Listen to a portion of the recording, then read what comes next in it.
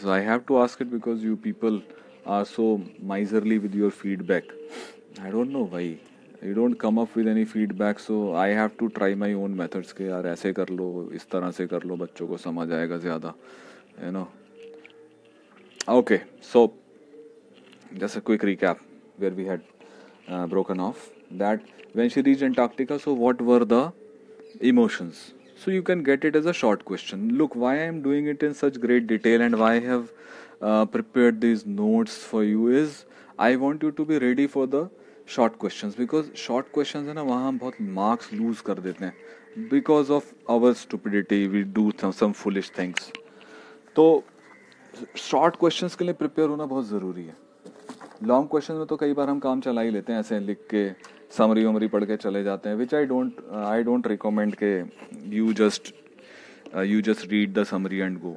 अगर आप ये जो लेसन चल रहा है इसको बहुत ध्यान से सुन लेंगे ना तो I don't think you need that you will have the need to read the summary because this is in detail. Okay, so make it a point to I will give this to you these notes also. मैं दे दूंगा आज group में post कर दूंगा इसको. हाँ, तो emotions कैसे देखो शॉर्ट क्वेश्चंस को हम कैसे आंसर करते हैं. शॉर्ट क्वेश्चंस में हम क्या मिस्टेक करते हैं we don't write the value points we just start. If when you read the summary आप समरी पढ़ के जाते हैं तो एक टेंडेंसी हो जाती है कि हम कहानी लिखनी शुरू कर देते हैं 30-40 वर्ड्स में भी हम बना देते हैं ज़्यादा उसको. तो अवॉइड दैट. एक ट्रैप है जिसमें हम फंस जाते हैं और जिसमें हमारे मार्क्स नहीं आ पाते. Many times I check the answer and I give like out of 2 I just give them 1 mark and then the students come to me sir आप मैंने तो लिखे हैं पूरे 40 वर्ड्स आपने मार्क्स नहीं दिए मुझे. भाई मार्क्स आपको इसलिए नहीं मिले ना आपने वैल्यू पॉइंट्स से लिखे. पूछा था आपसे कुछ और आपने कुछ और लिखा. आपसे पूछा था बताओ क्या इमोशंस थे उसके एंटार्क्टिका पहुंचने पर आपने खाली लिख दिया रिलीफ और बाकी लिख दिया जी वो 100 आवर्स जर्नी करके पहुंची थी. तो that is not an answer. So you deserve 1 mark only. So we have to ensure ये चीज़ हमें बिल्कुल सुनिश्चित करनी है कि हमें 2 आउट ऑफ 2 मिलें and we will get it. कोई अनअचीवेबल चीज़ की बात नहीं कर रहा कि यार 2 में से 2 कैसे मिल जाएंगे. मैं तो ये कहूँगा कि जो 6 मार्क्स में 6 आउट ऑफ 6 मिले आपको. So you have to build up your content for that. समझ आ रही है बात. देखो आंसर में 2 कैसे मिलेंगे जब आपका कंटेंट सही होगा. कंटेंट ही ठीक नहीं है तो कैसे मिलेंगे. तो I always focus 11th B, I mean 12th B students and 12th C students know that I always focus on the content. That's very important. Okay, so keep it in mind. Relief, profound wonder and what? And like she was surprised that there was a time, she was wondering there was a time when India and Antarctica were part of the same landmass. How could it be? It must be coming to our mind also. So this now we have to go back in the time. How much time? Not the time like 24 hours. ठीक है, जैसे हम time को जज करते हैं आज, जैसे हम टाइम को मेजर करते हैं आज. A human being lives for like 60, 70, 80 years. उसका लाइफ स्पैन उतना है. Okay, there are some trees which are more than like hundreds of years old. We are not talking about this time. We are talking about times which runs in millions of years. जो कि mind boggling होगा. Mind boggling समझते हो. Mind boggling क्या होता है. BOGGLING boggling मतलब दिमाग का फ्यूज उड़ जाए जिसमें. जैसे मैं कहूँ भाई 100 साल पहले, चलो भाई समझ गए 1920, उससे 100 साल पहले 1820. हिस्ट्री है हमारे पास उसकी. ठीक है. We talk about the Vedic age, we talk about other ages. Okay, Roman Empire, ये सब. हेयर वी आर नॉट उस हिस्ट्री से भी पीछे की बात कर रहे हैं. लाइक यू सी इसमें लिखा है history of Antarctica. Okay, history of Antarctica is what? History of Antarctica is 650 million years अगो. हो गया ना mind boggling. It's mind boggling. Mind मतलब माइंड कंफ्यूज हो गया. 650 साल तो लगा लेंगे, 650 साल, बट ये 650 मिलियन, पता नहीं कितने जीरो लगेंगे मुझे भी नहीं मालूम. You will have to go to the calculator and calculate it. 650 million years ago we are talking about that history. इतना पीछे जा रहे हैं इतिहास में. जो हमारे हिस्ट्री पढ़ते हैं वो भी कंफ्यूज हो जाएंगे इसमें. तो सो what happened 650 million years ago? There was a huge super continent, huge, giant. एक वर्ड लिखा है यहाँ पर एमालगमेटेड, नीचे देखेंगे amalgamated. Amalgamated means merged into one. ठीक है, जैसे आपने दो चीजों को मिला के एक बना दिया एमालगम, तो सारे लैंड मासेस का मिला के एक ही था, एक ह्यूज सुपर कॉन्टिनेंट था। It was the southern, south में था वो southern super continent Gondwana. This is the name of that continent, Gondwana. Geography students, they must have read it, definitely. So there was 650 million years ago, there was this southern supercontinent which was amalgamated. Okay, it existed. It is not imaginary story. अच्छा sir आज कहानी सुनाने के mood में, not that, it's a geographical fact, a geological fact. Gondwana was a southern supercontinent. Okay. Now then what happened? कहाँ पे था ये? जहाँ पे आज अंटार्कटिका है ना, एंड ऑफ द वर्ल्ड में जाके, उसी वहीं था। ये सारी लोकेशन उधर की चल रही है। ठीक, तो 650 मिलियन ईयर्स एगो हम सोच सकते हैं, मतलब दिमाग पे बहुत जोर डालना पड़ेगा सोचने के लिए। तो क्या सीन था तब? Was the world like this? Obviously human beings तो थे नहीं। ठीक है, तो कैसी थी दुनिया उस टाइम, कैसा था हमारा ये जमीन धरती कैसी थी? So the next point is difference between present and past. To give you an idea, to make it, this can come as a short question. That is why I put this lesson in this form. Difference between present and past. Number one difference: humans hadn't arrived. Simple. Humans hadn't arrived at that time. Second, climate was much warmer with huge variety of flora and fauna. Okay, so 2 points we have. One is that humans had not arrived on the global scene. Humans बहुत late आए, काफी late आए, कितना late आए भी बताएंगे इसमें आगे आपको। तो ह्यूमंस तो थे नहीं, और क्या था? Climate was much warmer, and because of the warmer climate there was a huge variety of flora and fauna. Flora and fauna, you understand? Flora and fauna. Flora and fauna is, flora means flowers, fauna means animals. Okay, let me go to the third slide. Let me look for it. Third slide. Third slide is here.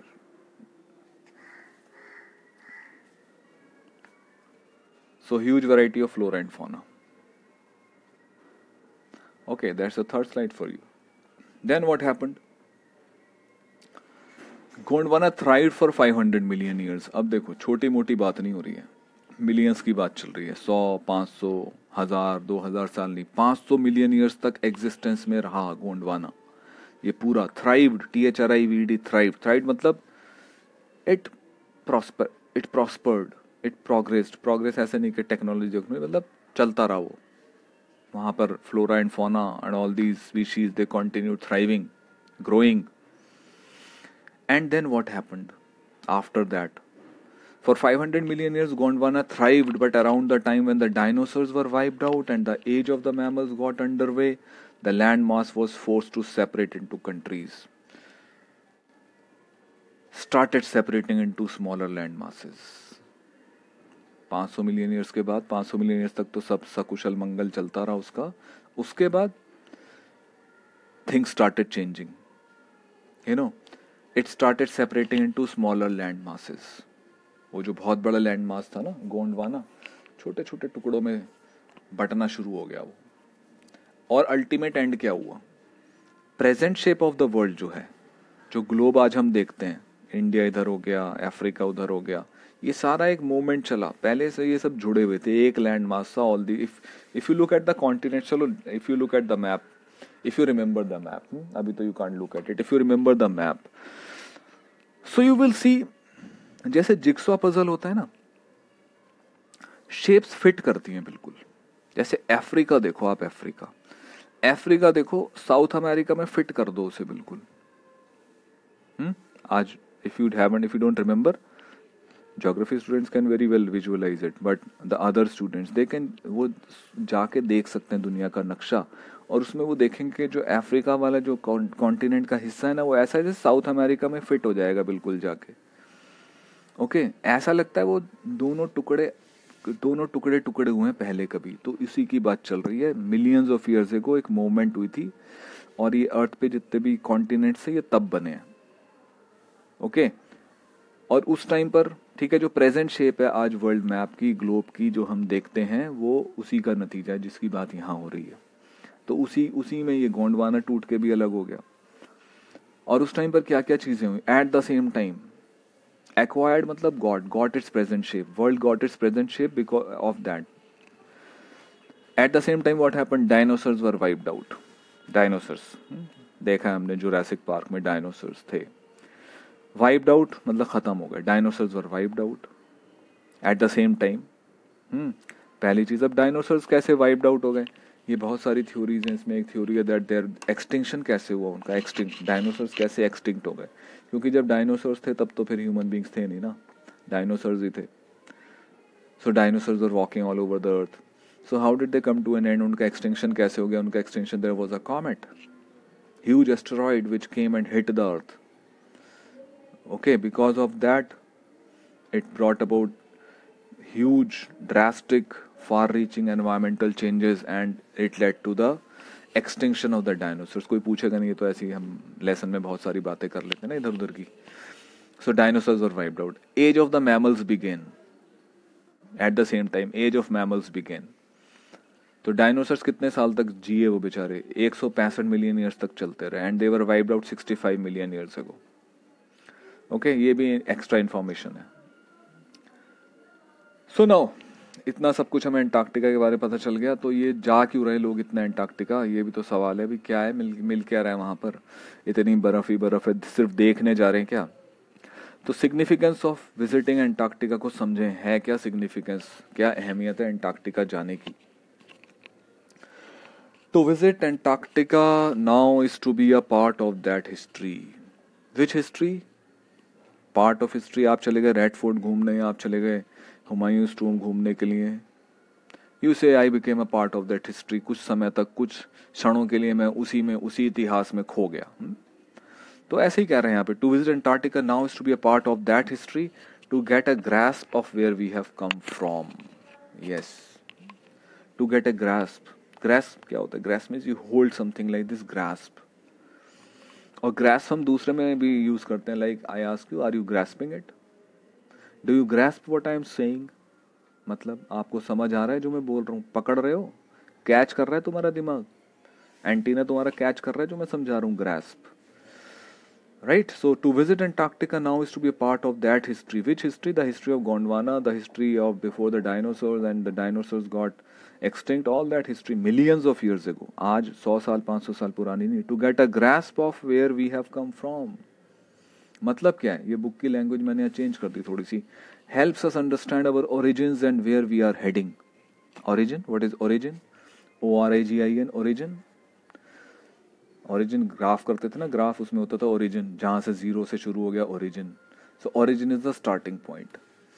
तो हम को समझना है क्या अपना origin, origin of the human species, where did we start from, helps us understand our origins. तो अगर हमें समझना है कि भाई हमारी शुरुआत कहाँ से, तो एंटार्क्टिका विजिट करना पड़ेगा साइंटिस्ट को, रिसर्चर्स को। And where we are heading towards, heading मतलब दिशा, किस दिशा में हम जा रहे हैं, दुनिया किधर जा रही है, किधर जा रही है, किस सेंस में जा रही है, उसकी बात कर रहा हूँ यहाँ पर। I am talking about the issues that face us today. The gravest issue is this corona. Before that there were other environmental issues, we had global warming, we had climatic changes, we had erratic climatic conditions, unexpected climatic conditions, इतना सब हो रहा था, rising of the sea level हो रहा था, ये सब हो रहा था ना। तो कहाँ जा रहे हैं हम, अभी भी समझ नहीं आ रहा होगा कि कहाँ जा रहे हैं हम। अगर rise in the sea level हो गया बाय ए फ्यू इंचेस, थोड़ा सा भी सी लेवल बढ़ गया ना, जो कि क्यों बढ़ेगा, geography students must be very clear with it, even the science and the commerce students. ऐसे नहीं कि वो बेचारे बिल्कुल अनजान है ज्योग्राफी से, this is not geography, it is common sense, common knowledge.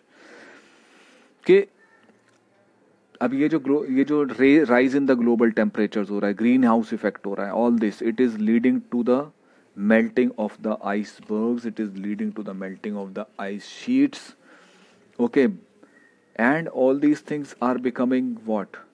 These are becoming ice sheets are melting, glaciers are retreating.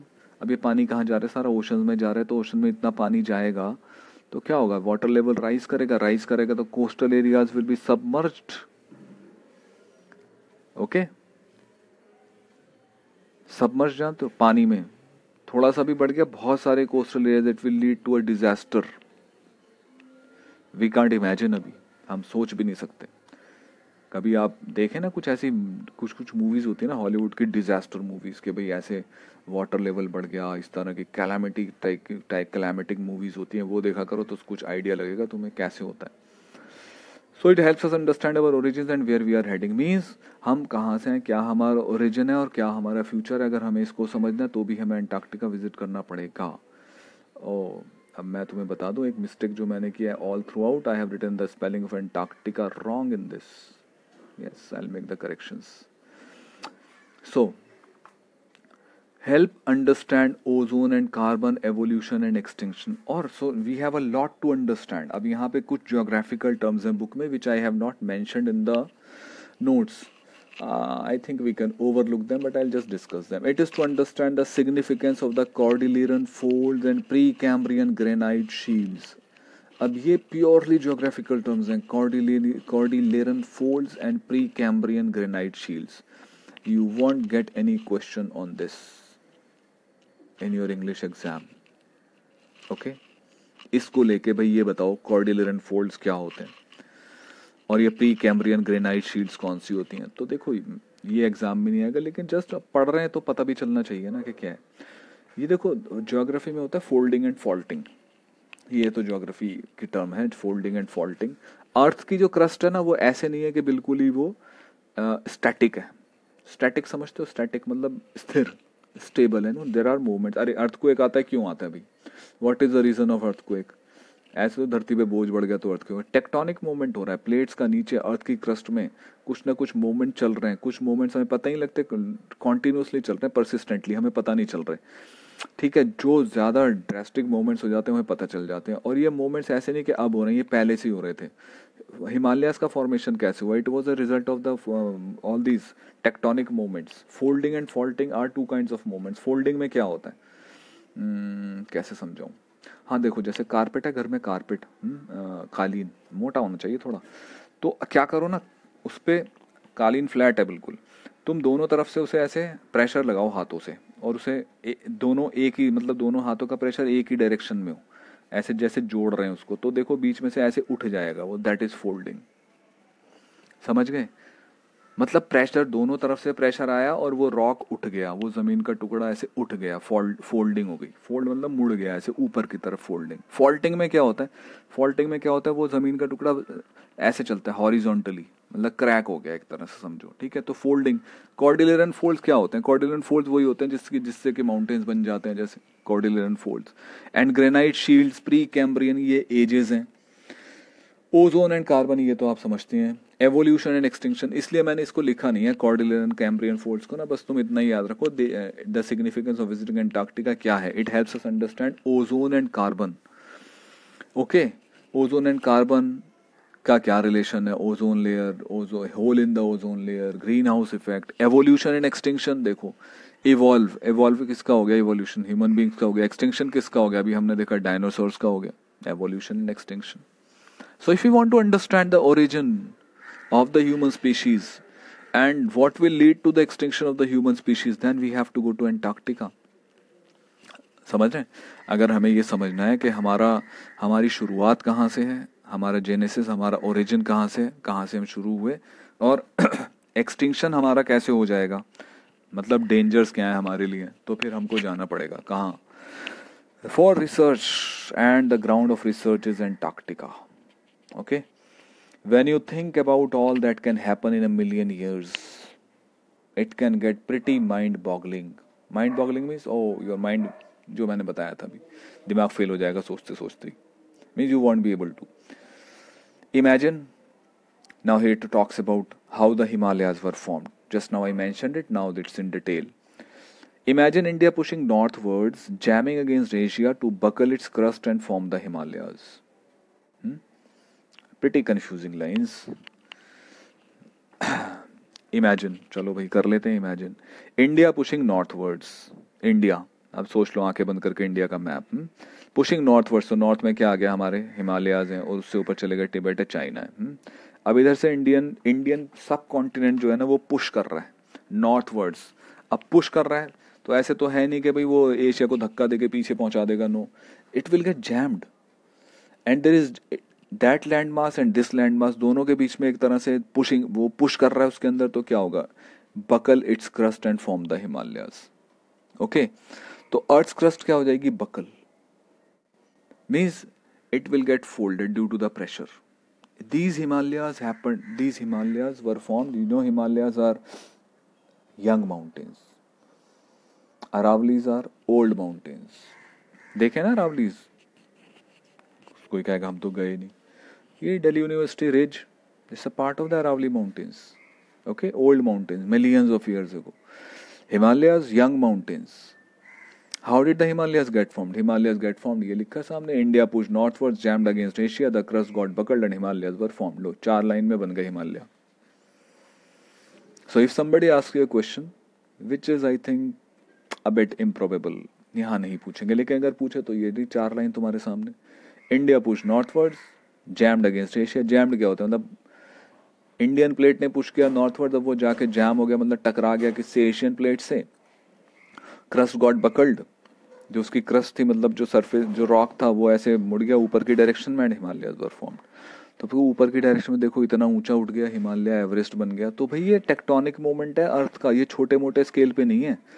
जब बात ही 650 मिलियन ईयर्स की हो रही हो तो आप स्केल समझ रहे हो, मतलब पैमाना क्या है उसका. जैसे हमारा टाइम का पैमाना क्या, 24 घंटे, 10 साल, 20 साल, 70, 80, 90 साल ये. लेकिन यहाँ जिस यार्डस्टिक, जिस मेजरमेंट की बात हो रही है, it runs into millions of years. तो जियोग्राफिकल टर्म्स में जितनी भी चीजें हैं वो बहुत ह्यूज होती हैं. Understand? So if we talk about plates, tectonic plates, ऐसा नहीं कोई छोटी मोटी प्लेट है खाना रख के खा लिया उसमें. टेक्टोनिक प्लेट्स पूरे कॉन्टिनेंट्स हैं. देखो अर्थक्वेक, भाई अर्थक्वेक कितना डिस्ट्रक्शन करता है. अर्थक्वेक कितनी देर तक आता है, for a few seconds, and destruction wide spread, unimaginable, mind boggling. आप कभी मकान गिर गए, बिल्डिंग गिर गई, बस इतना ही है. It's much more than that, mind-boggling. You think about it, your mind will not stop thinking. That is mind-boggling, never-ending thought. Okay, so this brings us to the end of one of these paragraphs. Oh no, not yet. Still, there is something more for you. And what happened then? South America drifting off to join North America. Now he's talking about how these continents, these land masses got separated. जैसे हमने कहा कि present shape जो है globe की वो ऐसे बनी है. अभी जो मौजूदा नक्शा है दुनिया का वो कैसे बना, ऐसे बना जो यहाँ डिस्क्राइब्ड है. South America drifting off to join North America. लो, साउथ अमेरिका इधर से, मैंने अभी बात की थी ना, South Africa, South America, Africa को देखो ऐसा लगता है दोनों ट्विंस ही थे, अलग अलग हो गए, साइमस ट्विंस. तो एकदम जिक्सॉ पजल की तरह फिट करते हैं वो. तो South America drifting off to join North America. South Africa चल दिया उधर, ड्रिफ्टिंग ऑफ, वो बह के चला गया उधर, उधर जाके मिल गया नॉर्थ अमेरिका से, नहीं तो इधर अफ्रीका से जुड़ा हुआ था. Opening up the Drake passage to create a cold circumpolar current, keeping Antarctica frigid, desolate and at the bottom of the world. तो ये क्या हुआ मूवमेंट, गोंडवाना का हिस्सा था ना ये अपना एंटार्क्टिका. तो एंटार्क्टिका बेचारा उस टाइम ऐसे इनमें टूट फूट हुई, अर्थ की टेक्टोनिक प्लेट्स में मूवमेंट हो गई. ओके, कैसे हो गई भाई, मोहित सर ज्यादा बढ़िया समझा पाएंगे. सो I would ask him. I will also ask him to just explain it to me better, and you can also ask him. तो ये ड्रेक पैसेज खुल गया, एक Drake passage to create a cold circumpolar current. Circumpolar current क्या है, जो ocean currents आपने सुनी है, वार्म भी होती हैं, कोल्ड भी होती हैं. अब ये सर्कमपोलर करंट क्या है, जो पोल्स के चारों तरफ चक्कर काट रही है. तो पोल्स के चारों तरफ चक्कर काट रही है तो कोल्ड ही होगी. Keeping Antarctica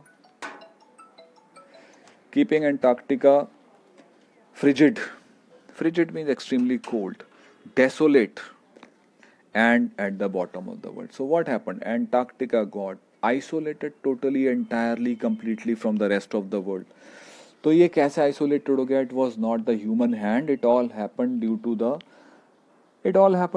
movement of those plates. Okay, it all happened due to the movement of those plates. Okay, tectonic movement जो हुआ ये उसकी it happened due to that. Okay, so that brings us to the end of this session.